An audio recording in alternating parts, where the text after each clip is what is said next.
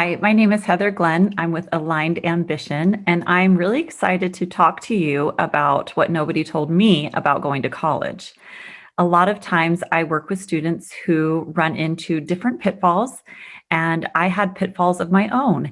And this class today is going to help you avoid some of those, make the most of your college experience, and get you out the door into your career path on a good foot. So let's get started with that. I want to go ahead and move through these slides to first talk to you about how college can be a stepping stone.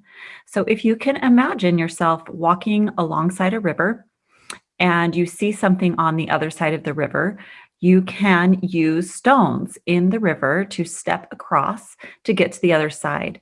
And the important thing I want you to remember about that is what drove you to cross the river? It's that you saw something on the other side of the river that you wanted to get to. And that's college is the river.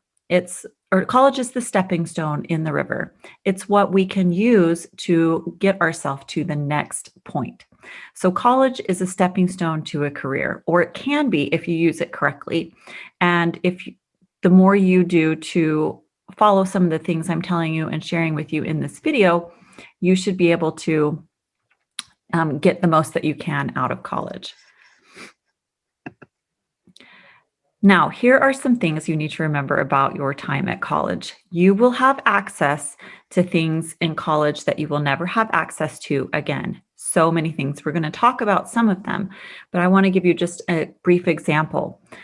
When you go to college, you will have access to a lot of recruiting events. And it's quite possible that at the end of your college term, you will be able to meet with a whole variety of companies and set up interviews. There's a lot of relationships between corporations and universities, and they partner together in a lot of ways. So you have access to that. My husband, when he graduated from college, he had probably a dozen interviews. He had quite a few offers, and he made his choice. Now, there really has never since been a time in his career where he has been recruited.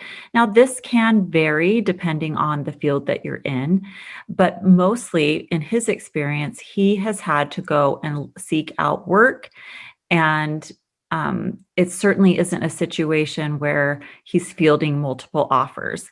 Now, some fields may be more competitive, but I would venture to say that that's generally the case, that you're going to have more opportunity to interview and have recruiting at the end of college.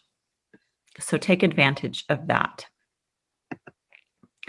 You also have in college access to so many resources. Any of your professors or people that are even further along in their degree program than you, these are all potential mentors. These are people that can show you the way, that know a lot about the industry that you're in, or they're just even a few steps ahead of you. Also, any connections that you can make in college are extremely valuable. I have read many articles claiming that just for connections, college is worth it, that really is the biggest benefit to going to college. I've read multiple articles arguing that point. You also have many opportunities to get together with interest groups, clubs, go to seminars. A lot of community leaders will participate in these activities, and you'll really have an opportunity to network and meet people. So I urge you to take advantage of those opportunities. I always advise my students to go to their study sessions, know your professors, attend office hours, and advocate for yourself. So even if there's a class that you aren't doing great in, if you're going to your study sessions, you're meeting TAs, you know your professors, you're going to the office hours, they know who you are, that really can make a big difference. Even just the difference between one grade and another, or them giving you the benefit of the doubt on something because they know who you are. I've talked to professors who have said they're very surprised at how few people take advantage of office hours. And I do think that can make a big difference. It will help you to also interact with adults as you do that, and also look for other opportunities to become more of an adult. And as you get to know adults, you'll understand that they're really not that different from you, and they can be fun and funny. And some younger people are intimidated by adults, but once you step into closer into adulthood and become more comfortable with that, you will have an easier time transitioning into the career workforce, where you'll be working with people of all different ages. Remember to always be willing to ask the questions that you have. Be curious and don't be afraid of looking dumb. Sit at the front of the class and just really immerse yourself in what you can learn in that setting. Now, here is a little bit of a controversial one, and that is to go ahead and take the opportunity to work for free. I know some people would argue that you should never work for free, but I believe that if it really does align with your career goals and is a good opportunity for you to showcase some of the things that you want, then by all means, have at it. If it gives you a foot in the door, then to me, that's payment. Now, other people volunteering just for volunteering's sake, I don't think that that's necessarily great. But if you have a reason and a purpose for doing it, then it may well be worth your time. I do know of people that have volunteered their way into full-time work.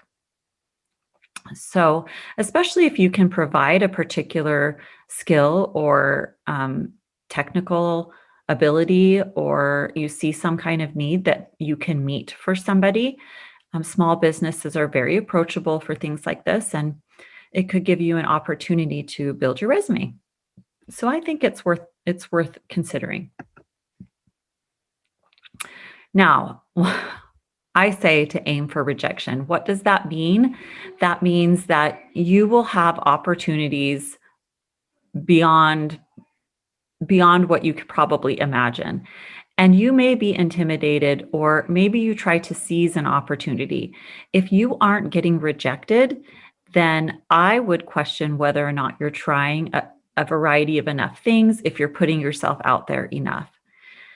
So there is a TED Talk called 100 Days of Rejection, and it is all about setting this guy set a way to go around and every day try to get rejected, so that he could overcome the worry about getting rejected, that he could get used to hearing no, and that would be okay. And so he did some really funny things. He asked the donut shop to make him Olympic rings out of the donuts. He went to Costco and asked to talk on the speaker. And he just did all of these kind of crazy things and went through all of this rejection, but really did overcome and learn to be more brave and not take things so personal. And he also was surprised when people would tell him yes. So you never know, some of your crazy ideas might actually take you someplace, and it just helped him to be more bold. So that is my challenge to you, is to be bold as you attend college.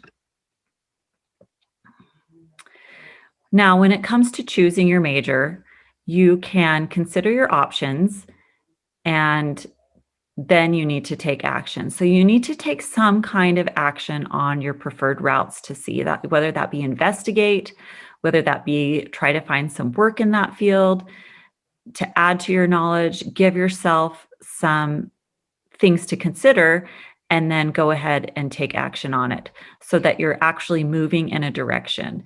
A lot of times kids go and just go attend classes, and that's not the extent of the education you need when you come out of college. You really need to have some real skills.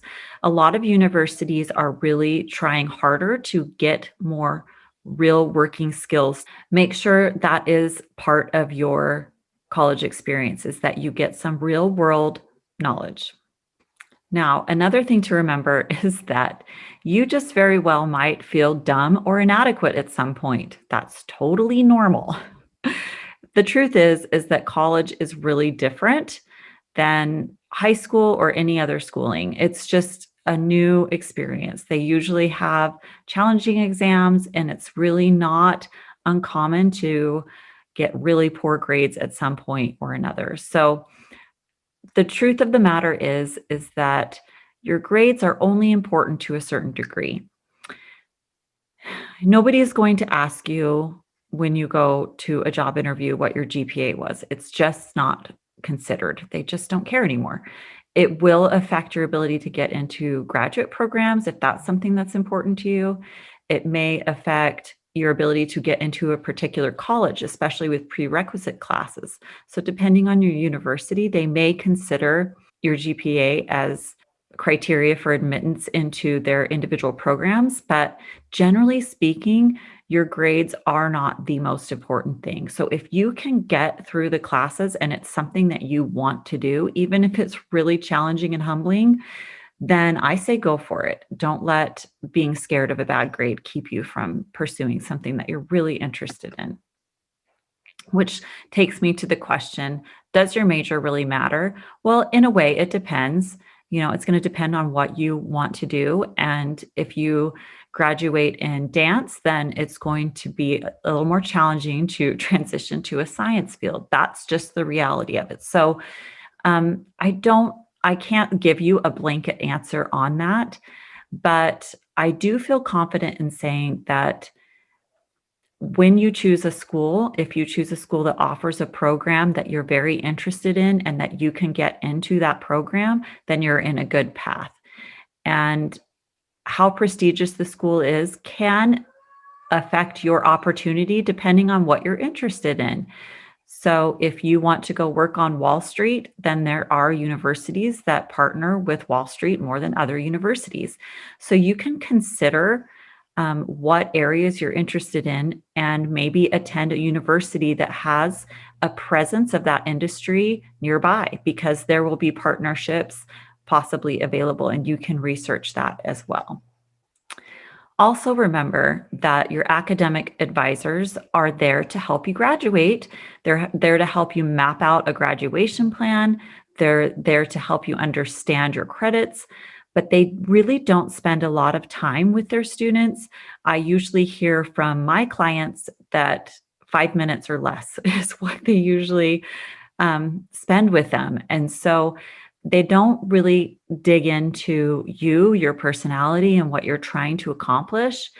And it's really up to you to take that upon yourself to complete. So that's part of the reason why I started Enlightened Ambition, is that we need more help in guiding us to find these answers. And they really aren't motivated to, the university itself is not particularly motivated to get you through college quickly, because, when you are at college, they are making money. So they don't spend a ton of time trying to streamline that or make it less expensive for you. So just remember that you are in charge of your own education, and you are in charge of figuring out what you want to do and the timeline that you can do it. Changes are expensive. They cost money, they cost time, they also cost lost money and time. So it's whatever you could have been doing during that time when you were in school, you could have been making more money. So it is expensive. And that's why it's so important to keep track of your credits and your schedule and the things that you need to do to graduate. So they're not always going to be monitoring you for that. And I had a friend, a coworker, when I was in college that had over 120 credits and did not even have an associate's. It was just a scattering of credits over the course of years and years and years, and really did not have a degree or anything at that point. So critical to remember that you are in charge and that you can make good choices and make the most of your time and money there. Now, bear in mind that, as you probably already are aware, no matter how old you are, that there are always setbacks. There are going to be things that maybe you don't get into the program that you want. You can be creative. You can pivot. You can look to transfer to a different university. You can consider other options. Sometimes this requires patience. Sometimes this requires maybe doing the next best thing. There's a story of a relative of mine that needed to get into the pre-med program, but knew that that probably wasn't going to happen given their grades. And so they decided, you know what, I'm going to go ahead and major in this language that I already have a ton of credits in. It's a short program, and I'm going to spend all of my extra time and all of those extra resources focusing on taking the MCAT. So that's what they did. And they were able to score really well and still get into a medical school program. So make adjustments, be strategic, and do everything that you can to make it happen. The thing that you want, the career that you want, it can occur in more than one path. So don't pigeonhole yourself into one thing.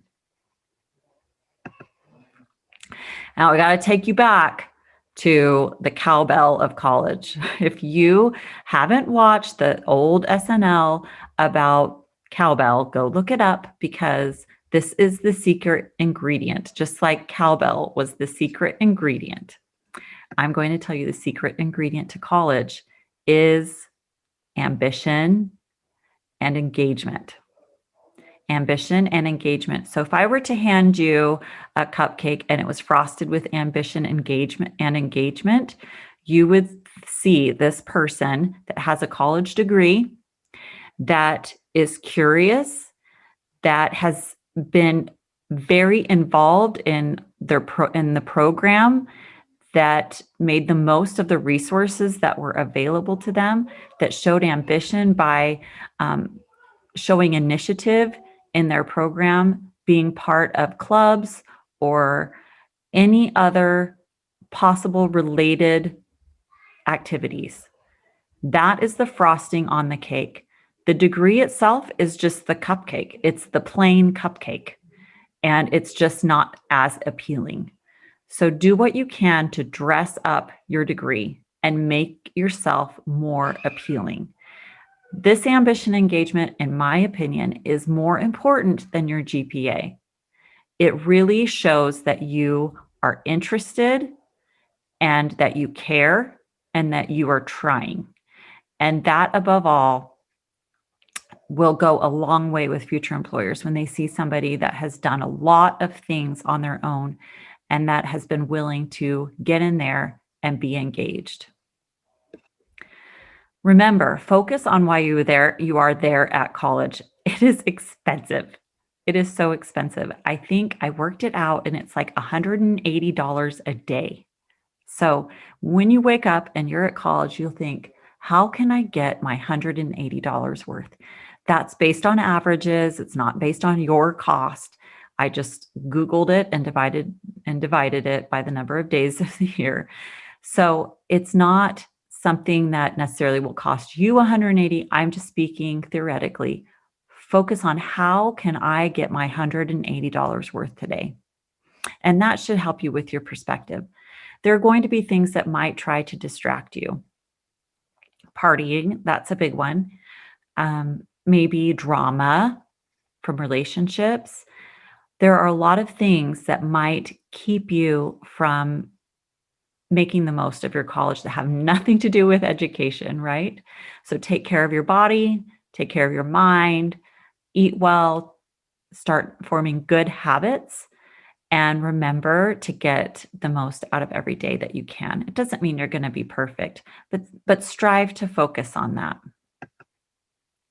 Now, I've been putting off talking about procrastination.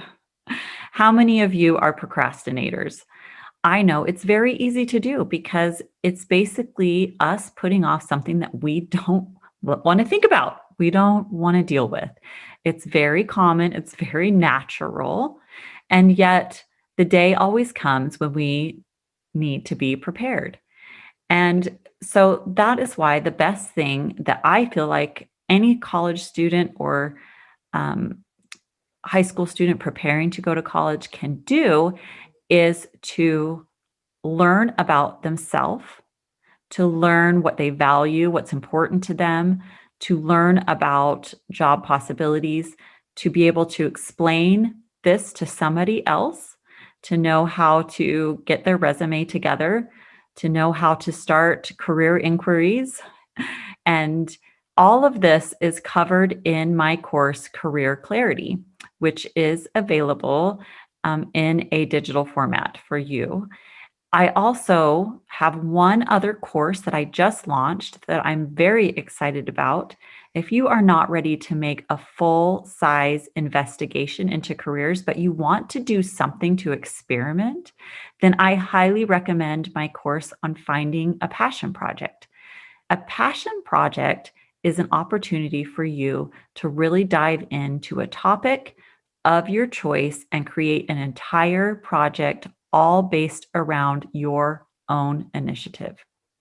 It's a wonderful way to showcase your strengths, to develop skills, and to create a place for you to document it and share that with others. It's an extremely powerful tool that is very underutilized. And I have a mini course on doing just that very thing. It's great for preparing for college essays and also looks great on a resume. So I urge you to check those out. And just being here today shows me that you are somebody that cares about your future, that you want to make good choices, informed choices, and that you want to make the most of college. And just by being here, I already know you are on the right track. Thanks for coming. And if you have any questions, you can find me on Instagram at Aligned Ambition or alignedambition.com. Thanks so much.